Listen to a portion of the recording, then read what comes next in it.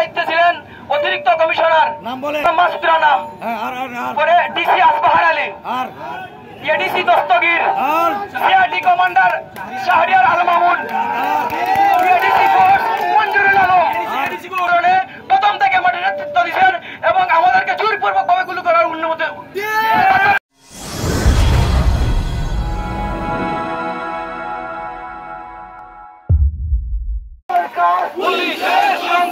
পুলিশের সংস্কার এই মুহূর্তে দরকার, পুলিশের বৈষম্য চলবে না, চলবে না, চলবে না, চলবে না, পুলিশের বৈষম্য চলবে না, চলবে না, পুলিশের বৈষম্য। আমার ভাই খবরে, পুলিশের বাহিরে, আমার ভাই খবরে, বিসিএস বাহিরে, বিসিএস বাহিরে, আমার ভাই খবরে, আমার ভাই মূল্য কেন, বিসিএস জবাব দেন, আমার ভাই মূল্য কেন, বিসিএস জবাব দেন, পুলিশের বৈষম্য চলবে না, চলবে না, চলবে না,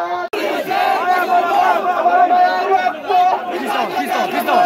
আমার ভাইয়ের রক্ত,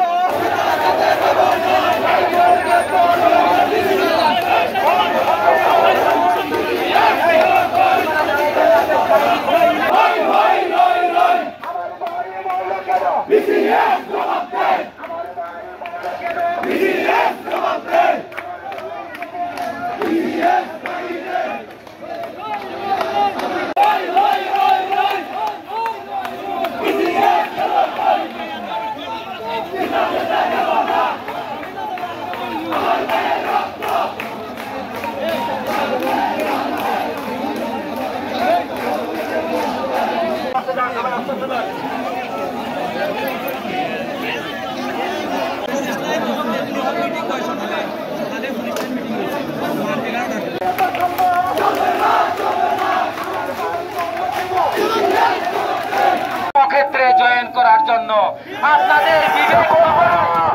আপনাদের বিবেক কোথায় আজ?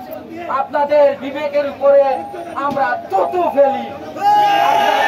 এই ধরনের নিম্নমানের মন মানসিকতা, এটা পুলিশ বাহিনীতে আপনারা অযোগ্য বিবেচিত হয়েছে। আমার ভাই মরল কেন? আমার প্রথম আন্দোলনের দাবি হয়েছে গিয়া আমাদের পুলিশ সংস্কার চাই। আজকে নতুন 10 তারিখে স্বাধীন হয়েছে, আমরা চাই আমাদের পুলিশ ডিপার্টমেন্ট সম্পূর্ণভাবে 1861 সালের সম্পূর্ণ আগের পুরাতন যত সংবিধান আছে আইন বাতিল করে নতুন করে পুলিশ সংস্কার চাই। বন্ধ করতে হলে আগে আমাদেরকে পুলিশকে দলীয় মুক্তকরণ করতে হবে, আমাদেরকে স্বতন্ত্র নিরপেক্ষ হিসেবে কাজ করতে হলে আগে দলীয় মুক্ত করতে হবে। স্বরাষ্ট্র মন্ত্রণালয়ের আন্ডার থেকে নিয়ে রাষ্ট্রপতি মহোদয়ের নিকট যেমন সেনাবাহিনী যেমন কাজ করতেছে মহামান্য রাষ্ট্রপতির আন্ডারে, সেভাবে যদি নেওয়া হয় তাহলে আমাদের পুলিশ ডিপার্টমেন্ট কলঙ্ক মুক্ত হবে এবং দলীয় মুক্ত হবে। আমাদের সব সিনিয়র বিসিএস ঊর্ধ্বতন কর্তৃপক্ষ ছিলেন, উনার আমাদের মাঠের দায়িত্বে ছিলেন অতিরিক্ত কমিশনার জনাব মাসুদ রানা, পরে DC Asbahar Ali, ADC Dastagir, CID commander Shahriar Al Mamun, ADC force Manjurul Alam, ADC force Manjurul Alam কোটা সংস্কার আন্দোলনে প্রথম থেকে মাঠে নেতৃত্ব দিচ্ছেন এবং আমাদেরকে জোরপূর্বক ভাবে গুলি করার অনুমতি।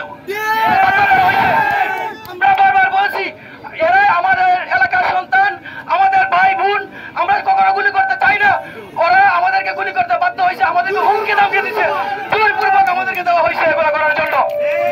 কর্মবিরতি রাজারবাগের সাথে একাত্মতা পোষণ করে যতদিন না পর্যন্ত আমাদের দাবি দেওয়া প্রজ্ঞাপন আকারে জারি হচ্ছে ততক্ষণ পর্যন্ত আমরা কর্মক্ষেত্রে ফিরছি না।